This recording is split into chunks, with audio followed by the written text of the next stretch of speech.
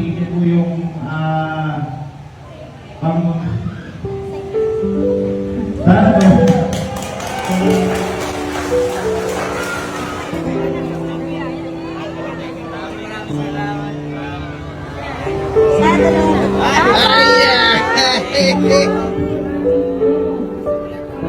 So ngayong araw po ito na po yung huling araw para sa mga ginagawa namin o ito na yung panghuling mission namin. Gusto ko lang po sabihin sa inyo lahat na maraming salamat po sa sumuporta mula umpisa dahil ako po, maski sa sarili ko, hindi ko po akalain na kaya ko. Dahil akala ko nung kahit planado ko na lahat, madali na lang, pero hindi rin po pala kasi may mga hindi talaga nasusunod sa plano. At nasa lahat yung pagod kasi tuloy-tuloy ito. Halos 10 araw kaming walang tulog. At hindi ko rin itatanggi sa inyo. Siyempre sa resources, hindi rin po siya biro kung paano namin to gawin. Pero sobrang saya po ng puso namin dahil nagawa ko po ito. Lalo na po ako, sobrang saya ko dahil ito po yung naging way ng celebration ko dahil pinaghandaan ko po talaga to At ayun, para po sa huling mission natin, sobrang simple lang po na to dahil sabi ko nga po sa inyo, lahat po ng mission na nangyari hango po sa karanasan po namin. At itong huling mission po namin na to, dati po kasi ito po ang pinakaunang problema po ng pamilya namin, yun sa naranasan po namin, which is ang mga bigas. Kasi di ba bali nang walang ulam basta bigas. Kumbaga hindi ka pwedeng mabuhay noon ng araw-araw nang wala kang bigas kasi yan ang magbibigay sa iyo ng lakas. Kaya sabi ko sa sarili ko, ito ka po yung ihuhuli ko sa mission ko, yung magpamigay tayo ng bigas.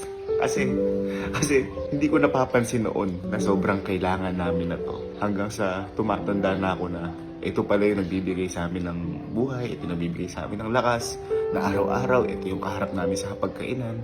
Na nakakalungkot dahil kapag dumarating sa punto na yung huling takal na lang ng bigas nyo, titipirin nyo na lang kasi, yun nga, kasi wala na. Maghihintay ka na lang ulit ng bukas para makabili ka 1 kilo. Tapos, tuloy-tuloy na lang ulit yung buhay. Naabutan ko pa nun, ako pa pinapabili ni Papa nun. I think mga nasa 40 na nun, 36, 40, 42 pa lang yung kilo ng bigas.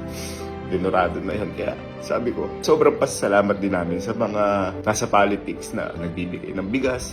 Inaabangan talaga namin yun kasi sobrang laking tulong nun. Ang daming araw na pwede kami mabuhay dahil lang sa bigas na yun. Kaya sabi ko sarili ko, eto ka ako yung iuhuli kong mission. Yung makapagbigay ako ng bigas na kahit na hindi ganun kadami. Pero alam ko na kahit paano merong matutulungan yung bigas na to. Which is eto po, yung nasa likod ko.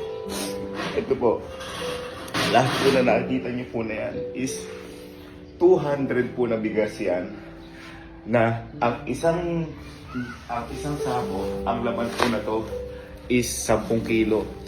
At proud na proud po ako kasi kahit 200 lang po ito, sigurado po ako na merong mabubusog po ito na tiyan. At yung quality po ng bigas na yan, hindi po basta-basta. Alam ko po na masasarapan po yung pamilyang kakain yan. Alam ko po na sobrang konti lang po na to, yung 200 na yan. Alam ko pong hindi po yan yung katulad ng pinamimigay ng iba. Pero sa akin, sobrang laki na po sa puso ko niyan dahil yan po yung nakayanan ko po na napaghandaan para po sa mission ko po na to, sa panghuling mission ko na to. At kung magtatanong kayo kung saan ko po ito ipapamigay, gusto ko pong gawin yung panghuling mission ko po na to kung saan po kami nagsimula, ako saan po kami lumaki.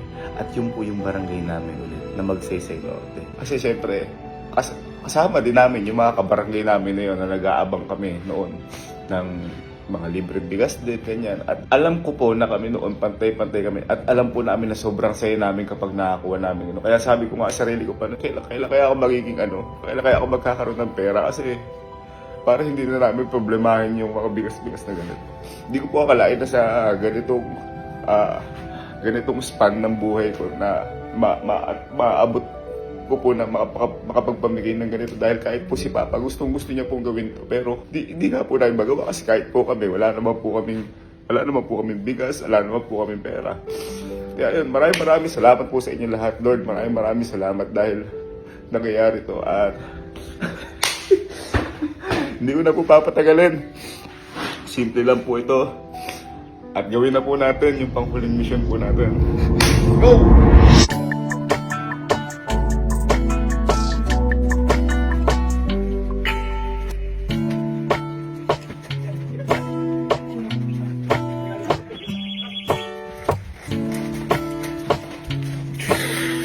Oh, 1, 2, 3. Sabi natin, huling mission. 1, 2, 3. Huling mission!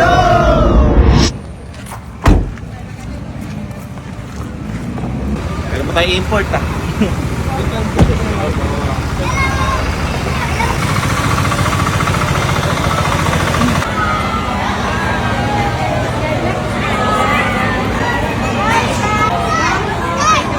Natawagan ko po ang aking brother. Sina Melma. Sina Hapon po. Sir Nadine, meron po akong papayala sa inyo. Dahil mga talagang idol na idol po kayo. Senior po ay talagang makita. Kaya yun po. Iba rin po natin siya na nagagawin sa inyo. Kaya yun po.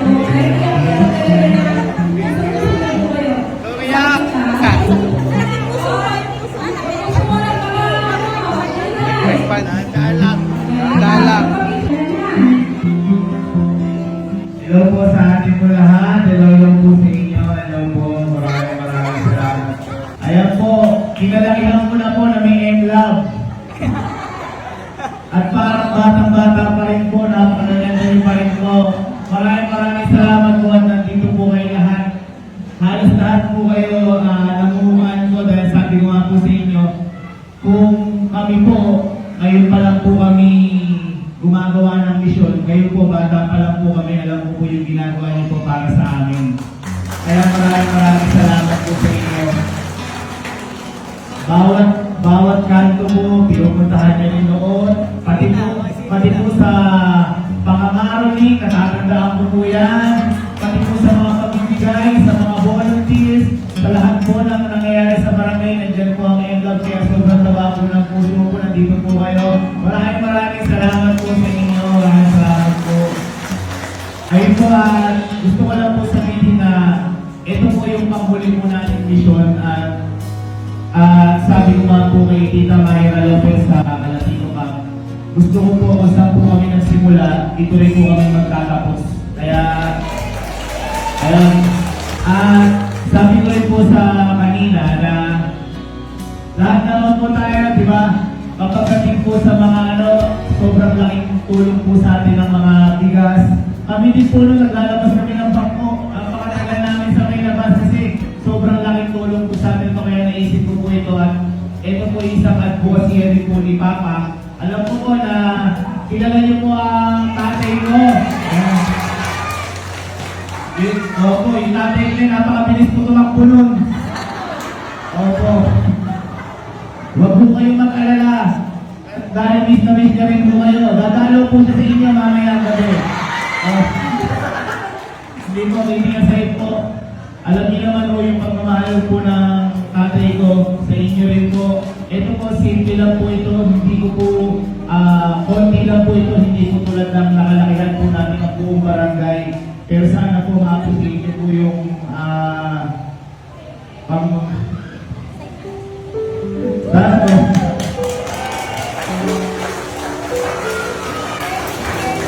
Sana po ma-appreciate niyo yung pamaligid po namin dahil hindi po siya biro kasi normal lang naman po aming mamamayan. Gusto ko lang po talagang laging balikan yung barangay natin dahil gusto ko lang po balikan yung barangay natin dahil dito po ako lumaki tsaka dito po natutunan lahat. Kaya maraming salamat po sa inyo and mahal na mahal po namin kayo.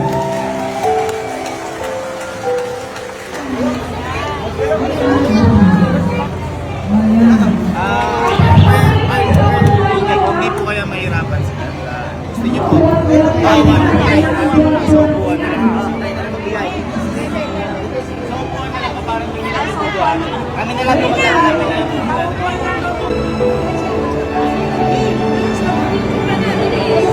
Para nyo na lang po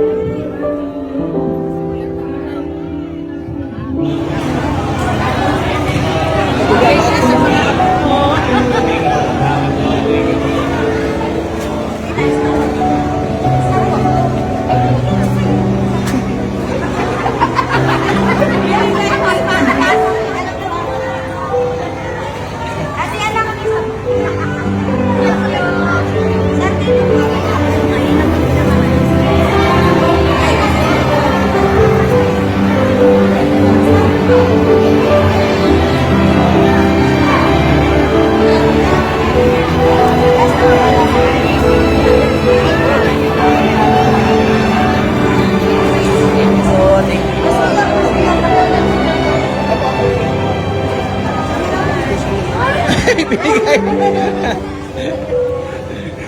Next po. Tatawag niyo. Opo. Next na po. Nakaalala ko. Kasama po. Ayun po kayong kanina po ay nakikita po sa amin. Pwede po kayo tubig. Napakalaking tubig yan. Napakalaking tubig yan. Thank you po. Lagi po na po nakabike.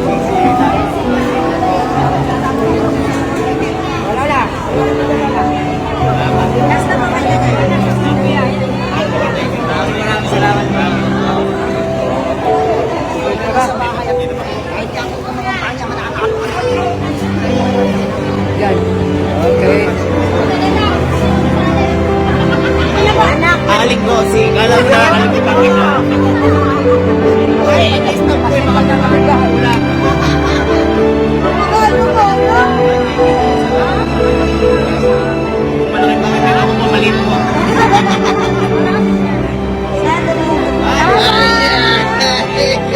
Okay na. Dahil na tayo dito, yung iba para sa mga takay. Si Kuya Alvin. Kuya Alvin ko! Ayan, kasama ni Papa sa pagkakasyal. Thank you. Again, Tita Kapitana, maraming salamat po dito sa ating barangay. Thank you so much. Opo, maraming salamat. Pagod ka, boy. Boy, pagod ka. Papranking ko sila lola, sabihin ko salamat ka ako at tinanggap niyo yung buhangin. Ayun po. Maraming salamat po. Sana po nag-enjoy po kayo dyan dahil sana po magamit niyo po yung semento na yan. Semento pala.